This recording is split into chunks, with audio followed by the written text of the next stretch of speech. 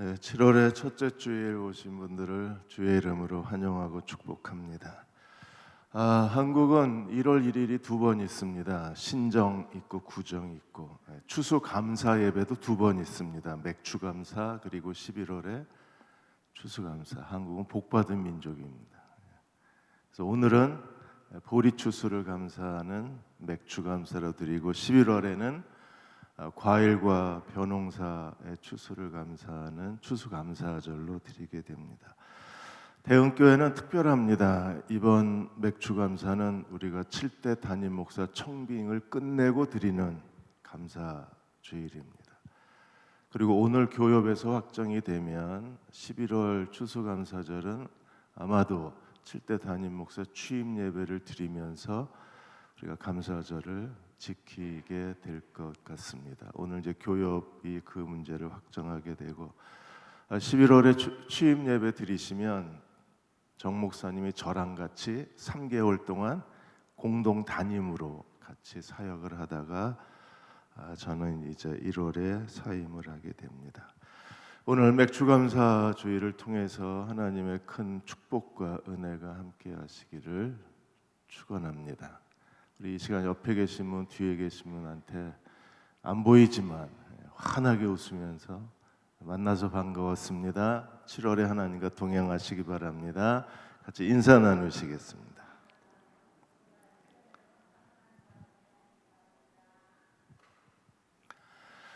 이제 다니엘 12장으로 들어왔습니다. 12장은 세 번에 걸쳐서 12장 말씀을 같이 나누려고 합니다. 오늘은 12장 1절에서 4절까지 말씀입니다.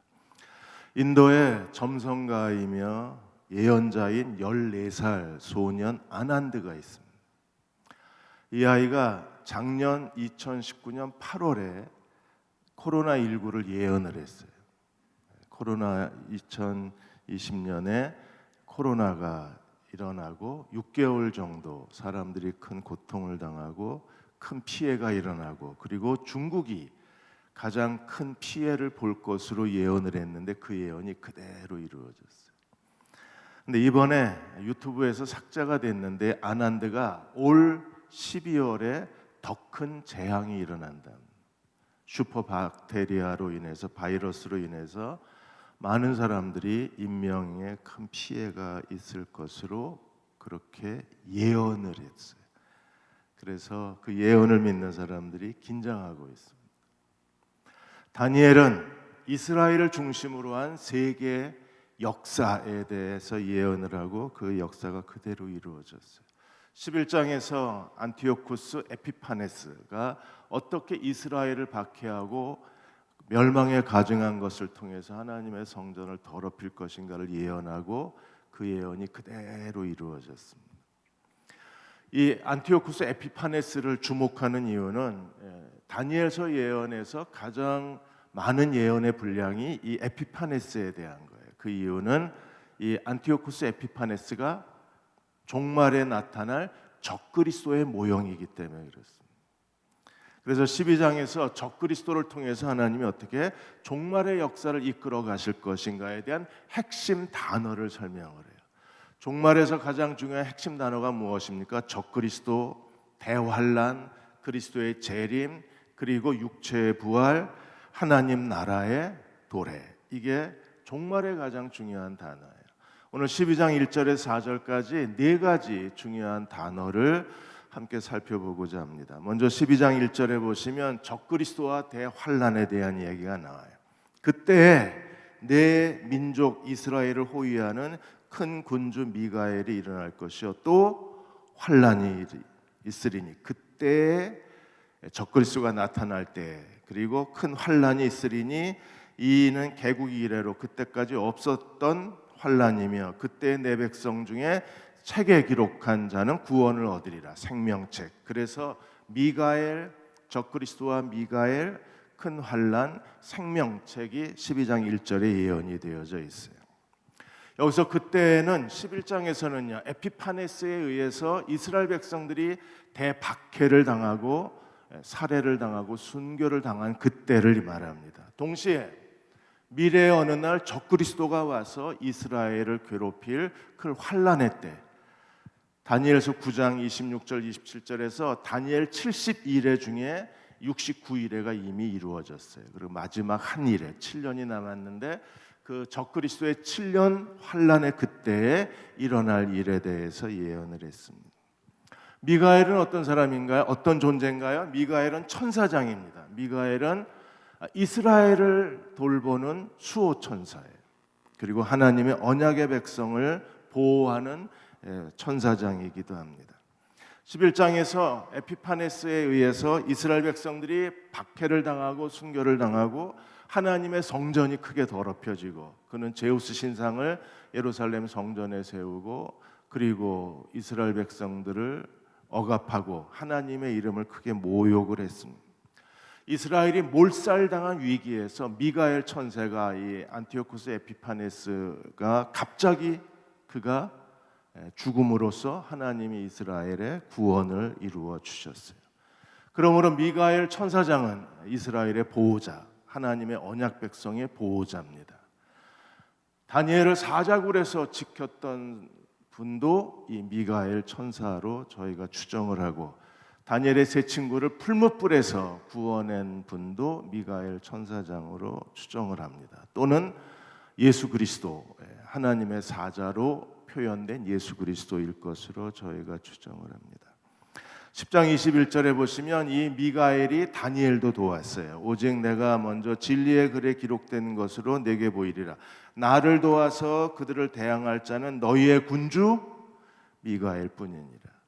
그래서 다니엘이 예언을 하는 데 있어서 미가엘 천사장이 다니엘도 돕고 이스라엘을 모든 박해 역사 가운데 보호하는 구원자, 그리고 오늘 이 시대에 하나님의 언약 백성을 보호하는 존재가 천사장 미가엘입니다. 예수님이 다시 오실 때에도 이 미가엘 천사장이 활동을 합니다. 데살로니가전서 4장 16절에 주께서 호령과 천사장의 소리와 하나님의 나팔 소리로 하늘로부터 친히 강림하실 것으로 예언을 하셨어요. 미가엘은요, 우리를 큰 환난에서 지키는 사람입니다. 이스라엘 백성에게 큰 환난, 개국 이래 이전에도 없고 이후에도 없는 큰 환난을 주님이 예언하셨는데 그 예언 중에 미가엘 천사가 하는 일이 뭐예요? 책에 기록된 사람들, 생명책에 기록한 사람들을 보호하고 구원하는 자가 미가엘 천사장입니다. 마태복음 24장에도 이렇게 말씀하셨어요. 24장 21절 22절에 이는 그때 큰 환난이 있겠음이라 창세로부터 지금까지 이런 환난이 없겠고 후회도 없으리라. 적그리스도의 한 일에 7년의 기간은 대환난의 기간이 될 것입니다. 그러나 22절 그날들을 감하지 아니하면 모든 육체가 구원을 얻지 못할 것이나 그러나 택하신 자들을 위하여 그날을 감하시리라.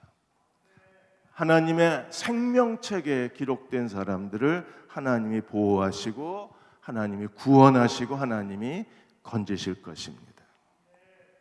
적그리스도는 언제 나타날까요? 아직까지 적그리스도의 명확한 형태는 보이지 않습니다. 그러나 이미 적그리스도가 하나님을 대적하는 거대한 세계관의 변화, 이데올로기의 변화는 이미 일어나고 있어요. 그 적그리스도가 하나님을 대적하는 이데올로기가 바로 동성애 이데올로기입니다. 이번에 한국 기독 언론협회가 주최한 제1회 기자 아카데미에서 박성재 변호사가 국가인권위원회에서 실시한 그 설문조사에 대해서 분해를 했습니다. 4월 22일에서 27일까지 성인 남녀, 19세 이상 성인 남녀 1000명을 대상으로 해서 설문조사를 했어요. 그리고 인권위원회가 이 설문조사를 근거로 해서 이 차별금지법을 통과시키려고 하고 있습니다. 이 질문이 이렇게 시작합니다. 이 불합리한 차별에 반대하십니까? 인간 사회에 불합리한 모든 차별에 반대하십니까? 당연히 이 질문은 동성애에 대한 질문이 아니에요. 차별에 반대하십니까? 대부분의 사람들이 88.5%의 사람들이 차별에 반대한다고 대답을 했습니다. 당연히 사람이라면 차별에 반대를 해야죠. 다시 질문했습니다. 지난 1년 동안에 차별을 경험한 적이 있는가? 1000명 중에 272명이 차별을 경험한 적이 있다고 대답을 했습니다. 그 중에서 성적 차별을 경험한 적이 있냐? 272명 중에 성적 차별을 경험한 적이 있느냐고 물었습니다. 몇 명이 대답했을까요? 2명이요. 0.7%입니다. 겨우 2명이 성적 차별을 경험했다고 했어요. 어디서 경험했냐고 물었습니다. 학교? 교회? 공공기관? 아니요. 온라인상에서 동성애를 두둔하다가 댓글에 아마 비난을 받은 것 같아요. 겨우 2명입니다.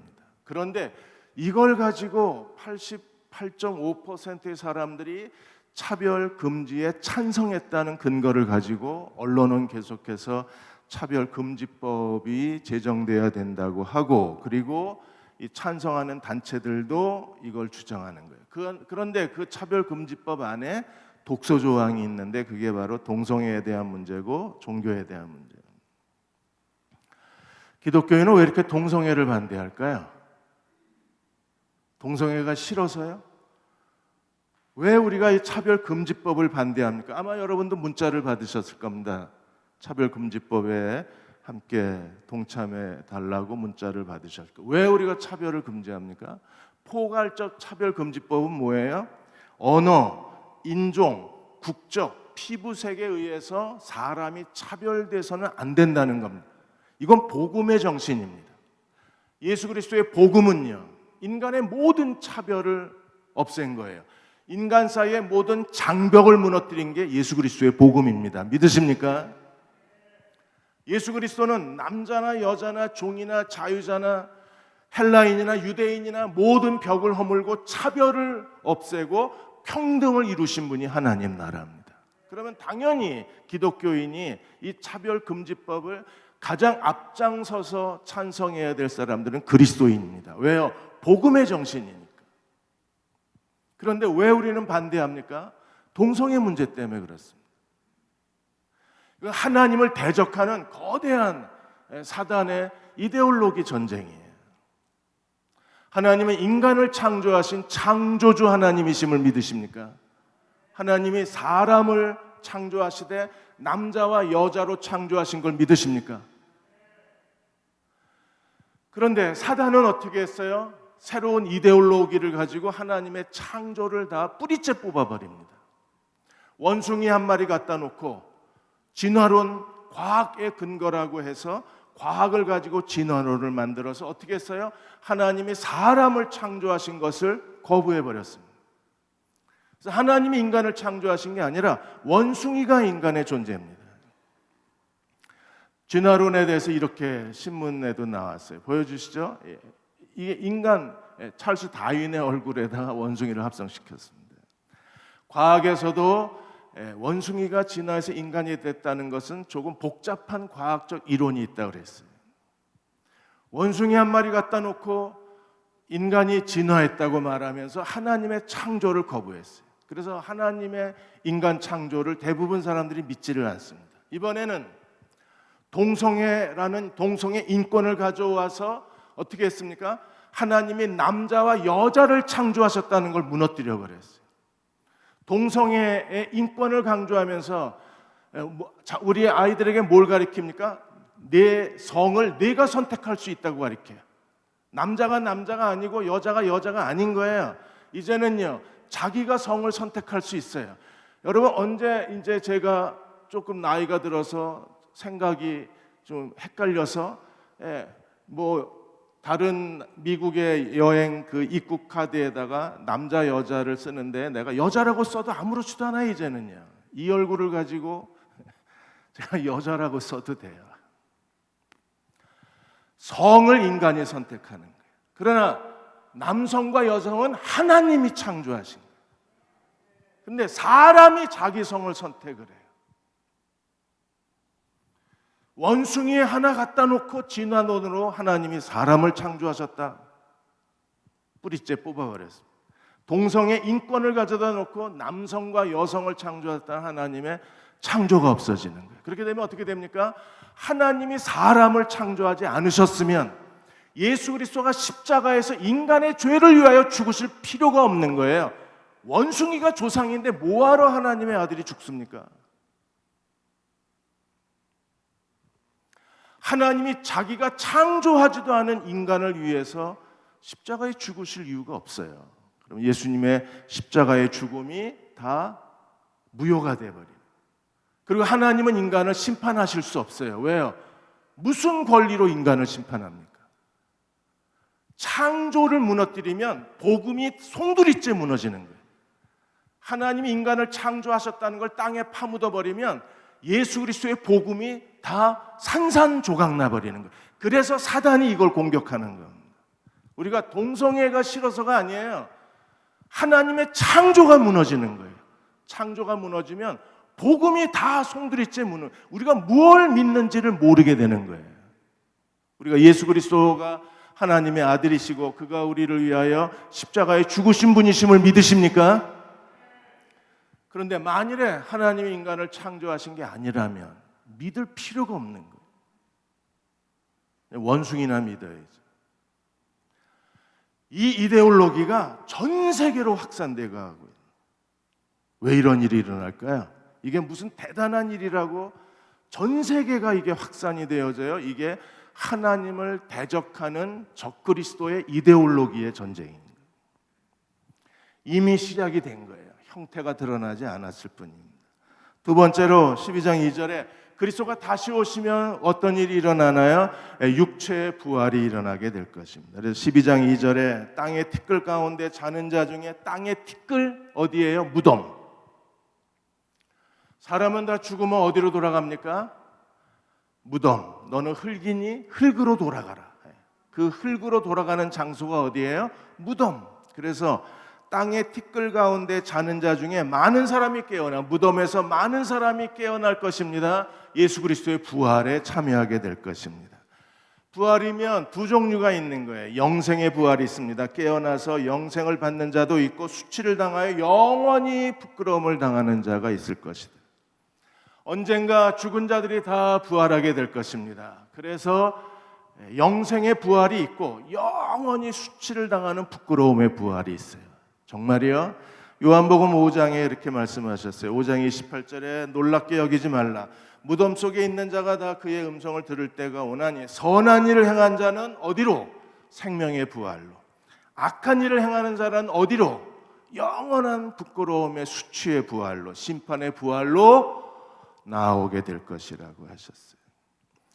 예수 그리스도가 다시 오심으로 우리는 마침내 육체의 부활을 통해서 하나님의 구원이 우리에게 완전히 이루어지는 거예요.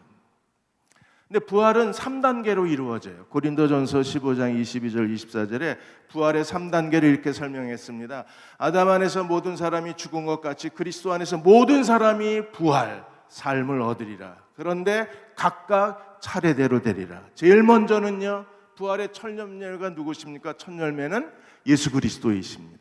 그 다음에 예수님의 부활의 첫 열매가 되시고 그 다음에는요, 예수 그리스도가 강림하실 때에 그에게 붙어있는 자요. 예수님이 다시 오실 때까지 예수님께 붙어 있으시기를 축원합니다. 예수께 속한 자가 돼야 돼요. 그리스도 안에 있어야 돼요. 예수께 붙어 있는 사람으로 살아야 돼요. 그러면 우리가 두 번째 부활에 참여하게 될 것입니다. 그리고 마지막 한 번 더 남았어요. 24절에 그 후에는 마지막이니 그가 모든 통치와 모든 권세와 능력을 멸하시고 나라를 하나님께 바칠 때 모든 하나님의 나라가 성취가 되고 하나님 나라가 완성되게 될 것입니다. 그러므로 그리스도가 다시 오실 때 우리는 모든 사람이 다 무덤에 있다가 우리가 다 죽으면 무덤에 있잖아요. 그러다가 무덤이 열리고 우리가 다 부활에 이르게 되고 그리고 하나님의 영원한 구원을 받게 될 것입니다. 그때까지 우리가 해야 될 일이 뭐예요? 그리스도의 재림을 기다리며 그리스도께 붙어있는 사람이 돼야 돼요. 죄 짓지 말아야 돼요. 깨어 의를 행하고 죄를 짓지 말라 그랬어요. 계시록 21장 8절에 8명의 사람들이 소환이 됐어요. 이런 사람들은 불과 유황불에 던져진다 그랬어요. 하나님께서 정확하게 그냥 아무나 죄인 이렇게 얘기하지 아니하시고 너 불과 유황불에 던지겠다 그러셨어요. 어떤 사람일까요? 21장 8절에 제일 먼저 두려워하는 사람들은 비겁한 사람들이에요. 비겁한 사람들은 흰 걸 희다고 하지 못하고 검은 걸 검다고 말하지 못하는 예 아니오가 불분명한 사람들. 그 다음에 믿지 않는 사람들, 흉악한 사람들, 살인자들, 41cm 그 가방에 애 집어넣은 계모가 그냥 애 그 가방에 가둬서 그냥 죽인 게 아니라 올라가서 뛰고 가방 위에서 뛰고 그 안에다 드라이어로 그 뜨거운 바람을 집어넣고 이게 사람인지 모르겠습니다. 여러분 헤어 드라이어 그 바람이 얼마나 뜨거워요. 애가 숨을 못 쉰다니까 그 가방 안에다가 헤어 드라이어 바람을 집어넣고 그 아이를 가방에 쑤셔놓고 그 위에서 뛰었대요. 이 여자가. 정말 흉악한 사람들입니다. 살인자, 흉악한 사람들, 그 다음에 음행하는 사람들, 그리고 점술가들. 점술 카페에 가서 점 보지 마십시오. 점집이 이제 카페가 점집이더라고요. 올해의 운수 보지 마십시오. 주간 운세 이것도 보시면 안 돼요. 점술가들, 그 다음에 우상 숭배자들, 그리고 거짓말하는 이 8명의 이 사람들은 하나님께서 특별히 너는 불과 유황불에 유황이 타는 불 속에 던져 넣겠다. 그들은 둘째 사망. 그냥 한 번 죽는 게 아니라 한 번 더 죽는 거예요. 영원한 형벌을 당하는 사람들. 지금 우리 사회는 음행이 만연이 된, 음행이 일상화된 시대에 살아요. 이게 동성애, 아이들 학교에서 가르치는 거, 아이들 성교육 교재 보셨습니까? 이게 성교육 교재인지 애들한테 성을 조장하는 건지. 요즘 애들은요 어떤 줄 아십니까? 웨이철치의 송중기 목사가 숨기지 마라라는 책에서 요즘에 청소년들하고 청년들의 성 이야기를 했어요. 10년 전 얘기입니다. 송중기 목사가 어느 학생부 수련회 강사로 갔어요. 70명의 아이들이 모였습니다. 그 다음날 첫날 밤이 지나고 그 다음날 아침에 선생님들이 그 방에 들어가서 아이들을 다 깨우는데 남학생 방에서 2층 침대에서 여학생이 하나 자고 있었어요. 2층 침대가 몇 개 있었고 6명에서 8명의 아이들이 한 방에 들어가 잤는데 2층에 한 남자놈이 여자친구하고 잔 거예요. 그래서 선생님이 놀라서 네가 왜 여기 있냐고 그랬더니 오히려 얘네들이 선생님을 쳐다보면서 이렇게 얘기했답니다. 선생님 우리 사귀어요. 우리 진짜 사귀어요. 손을 잡고. 그랬더니 그 방에 있던 다른 남학생들이 쟤네 사귀는 거 맞아요 이랬어요. 중학생입니다. 중학생 아이들의 머릿속에 사귀면 같이 밤을 보내도 된다고 생각을 하는 거예요. 10년 전에 일어난 일입니다. 웨이철치의 송중기 목사가 이 홍대에서 개척을 했는데 홍대에서 청년들을 대상으로 해서 성과 결혼에 대한 강의를 했어요. 그리고 나서 강의 후에 토론을 했는데 그 자리에 한 여학생이 와서 질문을 했습니다. 자기가 2명의 남학생과 썸을 타고 있는데, 썸 탄다고 하는 얘기 아시죠? 사귈까 말까 썸을 타고 있는데 두 남학생 중에 누구랑 연애해야 될지 모르겠다는 거예요.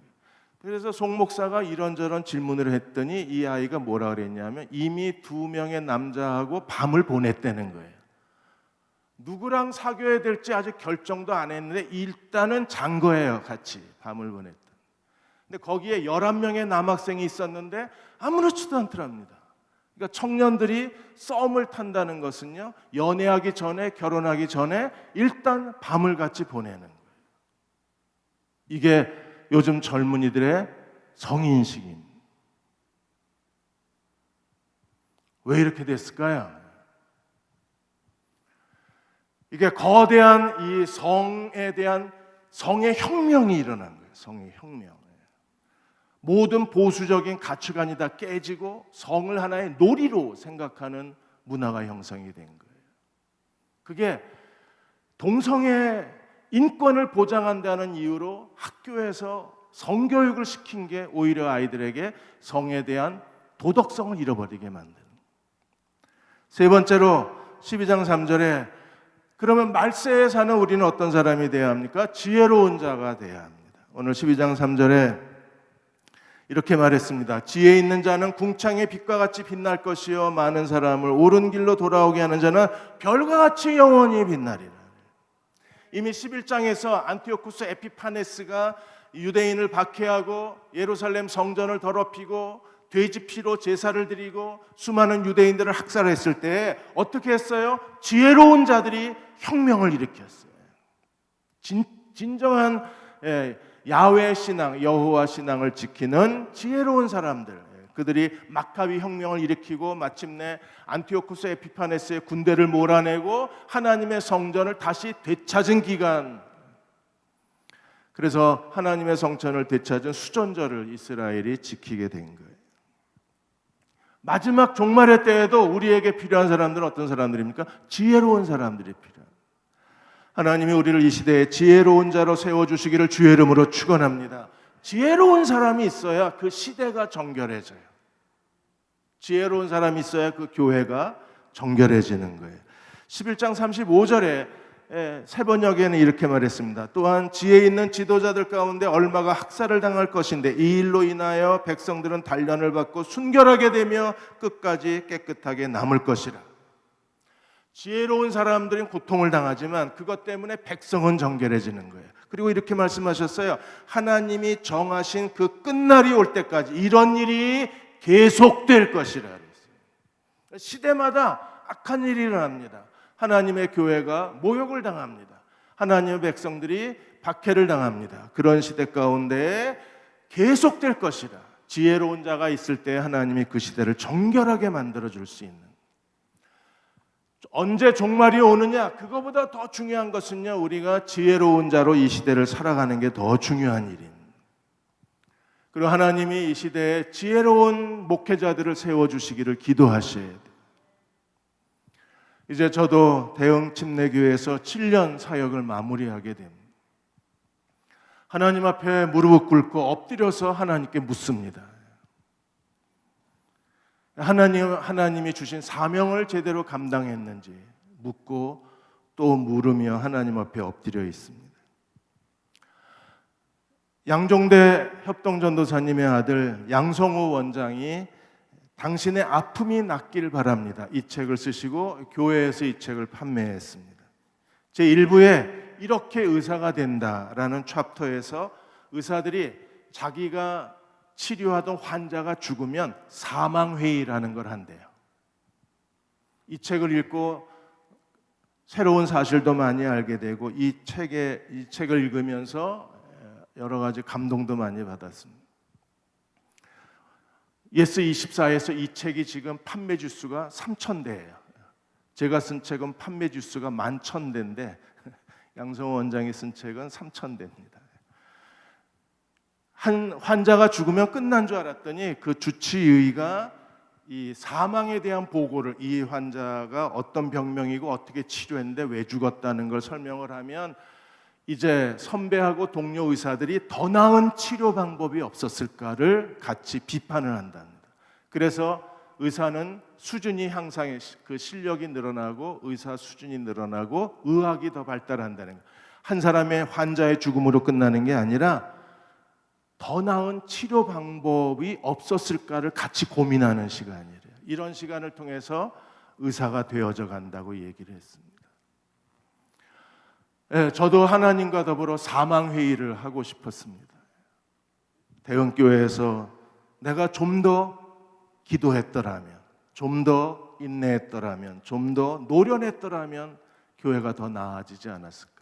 그러나 이제는 돌이킬 수가 없습니다. 그래서 하나님께 완전히 맡겼어요. 그리고 하나님께서 7대 담임 목사와 함께 동역하는 모든 목회자들과 그리고 교회의 어른들이 이 시대에 지혜로운 자로 세워주시기를 무릎 꿇고 기도하고 있습니다. 지혜로운 지도자가 있으면 하나님이 그 시대를 정결케 하실 수 있기 때문입니다. 하나님께서 지혜로운 지도자의 새로운 시대가 대형 침례교회에 계속될 수 있도록 함께 기도해 주시기를 주의 이름으로 축원합니다. 이제 마지막으로 네 번째 중요한 사실이 뭐예요? 종말의 지식에 대한 대혼란이 일어날 것을 예언했어요. 12장 4절에 세 번역은 이렇게 되어 있습니다. 세 번역은 그러나 너 다니엘아 너는 마지막 때까지 이 말씀을 은밀히 간직하고 이 책을 봉하여 두어라. 많은 사람이 이러한 지식을 얻으려고 왔다 갔다 할 것이라. 우리 개정 개역에는 어떻게 되어 있습니까? 다니엘아 마지막 때까지 이 말을 간수하고 이 글을 봉함하라. 많은 사람이 빨리 왕래하며 지식을 더하리라. 지금 우리 시대는 정말 빨리 왕래합니다. 서울에서 부산을 3시간 만에 가는 시대가 됐으니까. 그리고 1박 2일이면 미국 뉴욕도 왔다 갔다 할 수 있습니다. 정말 빠른 시대가 되고 지식도 빨라졌어요. 스마트폰만 갖고 있으면 우리는 원하는 지식을 다 얻을 수 있습니다. 그런데 여기서 본문은 그런 뜻이 아니라 예언의 지식을 얻으려고 사람들이 갈팡질팡한다는 거예요. 예언의 지식은요, 하나님이 정하신 날까지 봉해져 있습니다. 그런데 사람들은요, 그 종말의 지식을 얻으려고 왔다 갔다 한다는 거예요. 근데 이 지식은요, 하나님이 정하신 날에 그 지식이 열리고 많은 사람들이 깨닫게 될 것이라고 이미 하나님이 예언해 놓으셨어요. 이만희 씨도 왔다 갔다 하는 사람 중에 한 사람입니다. 그래서 그림풀이 요한계시록은 자기만 해석한대요. 그래서 자기가 이긴 자라고 그러고 이긴 자가 자꾸 늙어가고 있습니다. 지금 이게 전부 말세에 일어나는 현상들이에요. 여러분, 때가 되면 다 알려주세요. 그런 종말에 대한 호기심 때문에 왔다 갔다 하실 필요 없어요.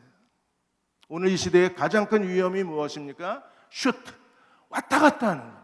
이리저리 다나는. 단순히 지적 호기심입니다. 지식이 우리를 구원해 주는 게 아니라 종말을 준비하고 거룩하게 사는 자가 구원을 받는 거예요.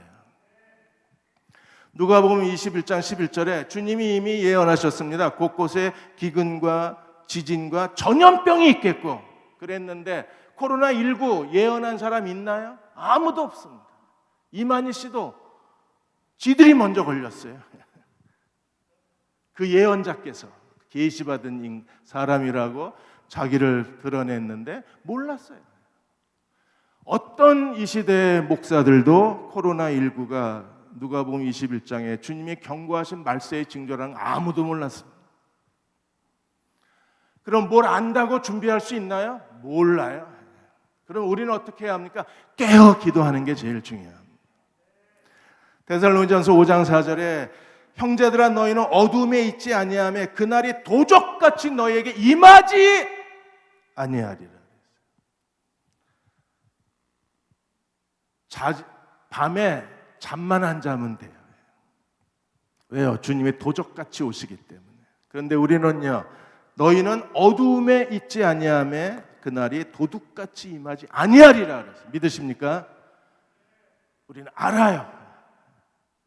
옛날에 서태지가 난 알아요 이랬는데 우리가 진짜 알아요. 우리는요, 왜 낮에 속한 자기 때문에 알아요. 그날이 오면 본능적으로 알아요. 때가 됐구나 하는 거. 성령이 깨닫게 해주실 거예요. 그래서 5절에 너희는 다 빛의 아들이요 낮의 아들이라. 우리나 밤이나 어둠에 속하지 아니하리라. 그럼 어떻게 해요? 낮에 속한 사람은 6절에 다른 이들과 같이 자지 말고 깨어 정신을 차려라. 고린도전서 15장 34절에도 깨어 의를 행하고 죄짓지 말라 그래서 깨어 있으십시오. 그러면 주님이 다시 오시는 날 알게 될 거예요. 그날에 알고 그날에 우리가 부활에 참여하면 돼요. 깨어있는 사람은 어떤 사람입니까? 하나님 앞에 온 마음을 다해서 예배드리는 사람들이 깨어있는 사람. 예배드리지 않았는데 깨어있을 수 있어요? 무표정하게 예배드리는데 깨어있을 수 있어요? 게으르고 나태해서 아주 무기력하게 예배드리는데 깨어있을 수 있어요? 없습니다. 앤드류 머레이가 성령론에서 뭐라 그랬어요? 성령론 책 제목이 바뀌어서 그리스도의 영이라고 그랬습니다. 이 책에서 예배는 사람이 누릴 수 있는 최고의 영광이라고 그랬어요. 사람이 누릴 수 있는. 왜요? 하나님께 진정으로 가까이 갈 수 있고 하나님 앞에 머물러 있을 수 있고 하나님 앞에 전심을 다하여 오직 하나님만 전부가 되는 시간, 그 시간이 예배이기 때문이라고 그랬습니다. 온 마음을 다하여 예배하는 저와 여러분이 되시기를 주의 이름으로 축원합니다. 예배가 깨어야 우리가 영원히 깨어 있을 수 있어요. 낮에 속한 자가 될 수 있어요. 그럼 주님이 다시 오실 때를 우리가 본능적으로 알아요. 지금은 깨어 의를 행하고 죄를 짓지 않으면 됩니다. 그런 믿음의 종들이 되시기를 주의 이름으로 축원합니다.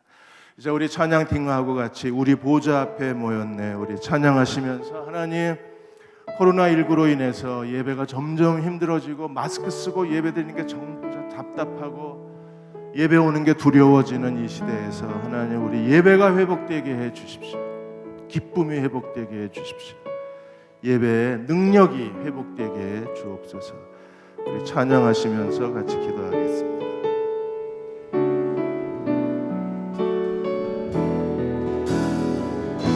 우리 보좌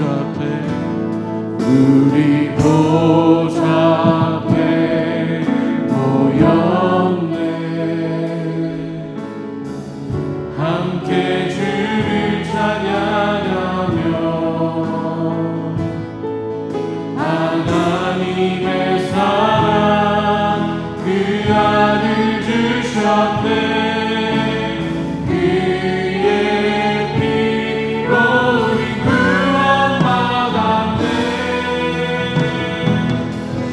십자가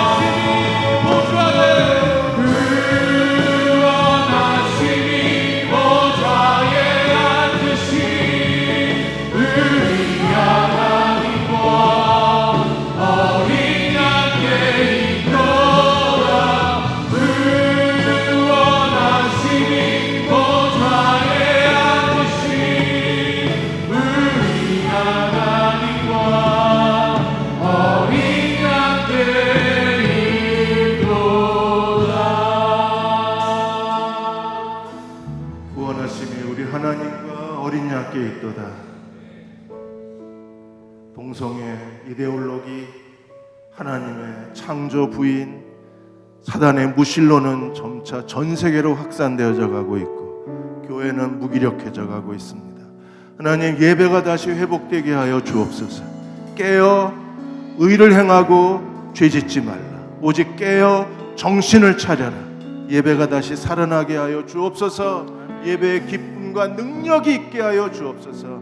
예배의 기름 부으심이 있게 하여 주옵소서. 예배가 살아나고 교회가 깨어나게 하시고 우리가 하나님 나라가 이 땅에 하나님 나라를 세상에 전파하는 그리스도의 종들이 되게 해주시기를 원합니다. 복음의 능력이 드러나게 해주시기를 원합니다. 주여, 오늘 예배드리는 저희를 축복해 주셔서 우리 먼저 예배가 살아나고 예배가 깨어나고 능력 있는 예배자로 주 앞에 서게 하여 주옵소서. 코로나19로 예배가 위협을 받고 예배가 반토막이 나고 예배가 무기력해지고 예배가 죽어가고 있습니다. 하나님, 우리가 죽어가는 예배를 다시 살려 주옵소서. 기름 부어 주옵소서. 집에서 예배 드릴지라도 능력이 임하게 하여 주옵소서. 마스크 쓰고 예배 드릴지라도 기쁨이 넘치는 예배가 되게 하여 주옵소서. 예배가 회복되게 해 주옵소서. 우리 다같이 함께 통성으로 주의 이름을 부르고 기도하겠습니다. 주여, 우리의 기도를 들으시고 아버지